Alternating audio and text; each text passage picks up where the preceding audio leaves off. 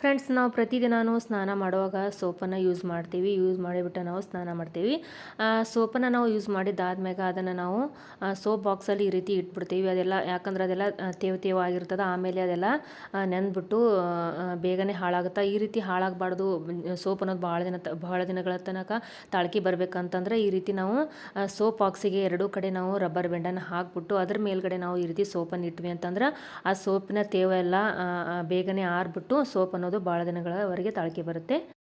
ಮುಂದಿನ ಟಿಪ್ ಏನಂತಂದ್ರೆ, ಇಲ್ಲಿ ಸಾರಿಯಲ್ಲಿ ಹಾಕೊಳ್ಳೋಂಥ ಪೆಟಿಕೋಟ್ ಆಗಿರ್ಬೋದು, ಇಲ್ಲಾಂದ್ರೆ ಚೂಡಿದಾರ್ದು ಪ್ಯಾಂಟ್ ಆಗಿರ್ಬೋದು, ಅದರ ಕಸಿ ಏನಾದರೂ ಹೋಗಿತ್ತಂದ್ರೆ ಅದನ್ನು ನಾವು ಈಸಿಯಾಗಿ ಯಾವ ರೀತಿ ಹಾಕ್ಕೊಳ್ಬೋದು ಅಂಥೇಳಿ ಇವತ್ತಿನ ವಿಡಿಯೋದಲ್ಲಿ ನಾನು ತೋರಿಸ್ಕೊಡ್ತೀನಿ ನೋಡಿರಿ.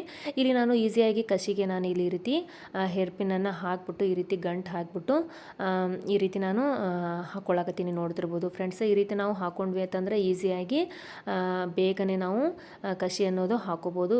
ಈ ಹೇರ್ ಪಿನ್ ಬದಲಾಗಿ ನಾವು ಸೇಫ್ಟಿ ಪಿನ್ನನ್ನು ಕೂಡ ಹಾಕೋಬೋದು. ಆದರೆ ಸೇಫ್ಟಿ ಪಿನ್ನನ್ನು ಹಾಕೊಂಡ್ವಿ ಅಂದರೆ ಅಲ್ಲಿ ಸ್ಟ್ರಕ್ ಆಗುತ್ತೆ, ಅದು ಬೇಗನೆ ಕಸಿ ಅನ್ನೋದು ಬರೋದಿಲ್ಲ. ಅದ್ರ ಬದಲಾಗಿ ನಾವು ಈ ರೀತಿ ಹೇರ್ ಪಿನ್ನನ್ನು ಹಾಕ್ಕೊಂಡ್ಬಿಟ್ಟು ಈ ರೀತಿ ನಾವು ಕಸಿಯನ್ನು ಹಾಕೋಬೋದು ಫ್ರೆಂಡ್ಸ್.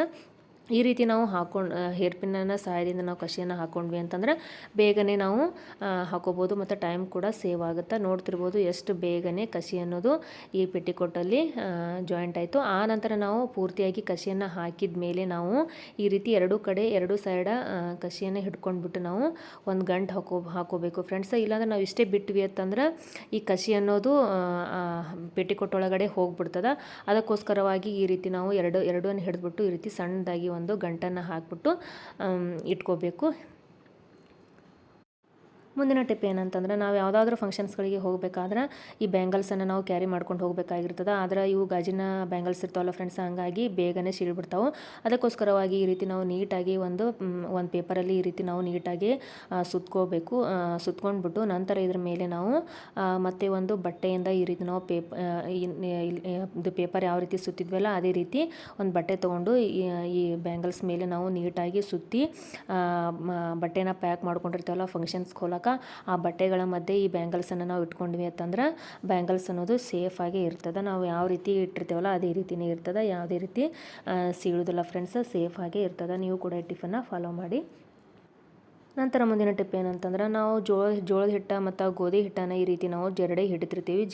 ಜರಡಿ ಹಿಡಿದಾಗ ಈ ರೀತಿ ಗೊಳ್ಳಂತ ಎಂಬುದು ಬರ್ತದೆ. ಈ ಗೊಳ್ಳನ್ನು ನಾವು ಹಿಟ್ಟಿನ ಡಬ್ಬದಲ್ಲಿ ಹಾಕಬಾರ್ದು. ಅದರ ಬದಲಾಗಿ ನಾವು ಇದನ್ನು ಸಪ್ರೇಟಾಗಿ ಬೇರೆ ಕಡೆ ತೆಗೆದಿಟ್ಬಿಟ್ಟು ಅದನ್ನು ನಾವು ಕಸದ ಬುಟ್ಟಿಗೆ ಹಾಕಬೇಕು ಫ್ರೆಂಡ್ಸ್. ನಾವು ಮತ್ತೆ ಹೊಳ್ಳೆ ಈ ಗುಳ್ಳನ್ನು ನಾವು ಹಿಟ್ಟಿನ ಡಬ್ಬಕ್ಕೆ ಹಾಕಿದ್ವಿ ಅಂತಂದ್ರೆ ಈ ಗೊಳ್ಳಿಂದಾಗಿ ಆ ಹಿಟ್ಟಿನ ಡಬ್ಬದಾಗ ಎಲ್ಲ ಒಂಥರ ಹುಳಗಳಾಗೋ ಚಾನ್ಸಸ್ ಇರುತ್ತೆ. ಅದಕ್ಕಾಗಿ ಗುಳ್ಳನ್ನು ನಾವು ಬಿಸಾಡಿಬಿಡಬೇಕು.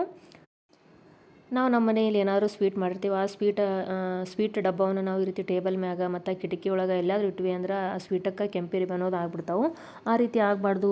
ಸ್ವೀಟಕ್ಕೆ ಕೆಂಪಿರಿಬೆ ಅನ್ನೋದು ಆಗಬಾರ್ದು ಅಂತಂದ್ರೆ ಈ ರೀತಿ ಒಂದು ಟಬ್ಬಲ್ಲಿ ಒಂದು ಸ್ವಲ್ಪ ನೀರನ್ನು ಹಾಕ್ಬಿಟ್ಟು ಆ ಸ್ವೀಟ್ ಡಬ್ಬವನ್ನು ಈ ನೀರಿನಾಗ ಇಟ್ವಿ ಅಂತಂದ್ರೆ ಕೆಂಪಿರಿಬೆ ಅನ್ನೋದು ಆಗೋದಿಲ್ಲ ಫ್ರೆಂಡ್ಸ್. ನಾನು ಈ ಸ್ವೀಟನ್ನು ನಾನು ಇಲ್ಲಿ ಈ ಟೇಬಲ್ ಮ್ಯಾಗ ಇಟ್ಬಿಡ್ತಿದ್ದೆ. ಅದು ಅವಕ್ಕೆ ಇಲ್ಲಿ ಗೋಡೆಯಿಂದ ಇಲ್ಲಿ ಇದಕ್ಕೆಲ್ಲ ಪೂರ್ತಿಯಾಗಿ ಇರಿಬೆ ಆಗ್ಬಿಡ್ತಿದ್ದು. ಅದಕ್ಕೋಸ್ಕರವಾಗಿ ನಾನು ಇಲ್ಲಿ ಈ ಟ್ರಿಕ್ಕನ್ನು ಫಾಲೋ ಮಾಡೀನಿ.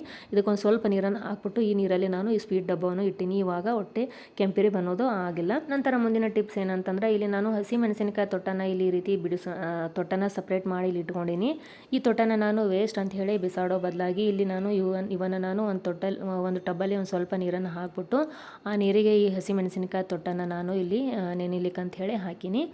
1-2-3 ಗಂಟೆಗಳ ಕಾಲ ಈ ತೊಟ್ಟನ್ನು ನಾನು ಇದೇ ನೀರಿನಲ್ಲಿ ನೆನೆಲಾಕಂತ ಹೇಳಿ ಬಿಡ್ತೀನಿ. ನಂತರ ಒಂದು 3 ಗಂಟೆ ಆದ ನಂತರ ಈ ನೀರಿನಲ್ಲಿರುವ ಎಲ್ಲ ತೊಟ್ಟಗಳನ್ನು ಈ ರೀತಿ ನಾನು ತೆಗೆದ್ಬಿಟ್ಟು, ಅಂದರೆ ಎಲ್ಲ ತೊಟ್ಟನ್ನು ತೆಗೆದ್ಬಿಟ್ಟು ಸಪ್ರೇಟ್ ಮಾಡಿ ಇಡ್ತೀನಿ ಒಂದು ತವಲಿ.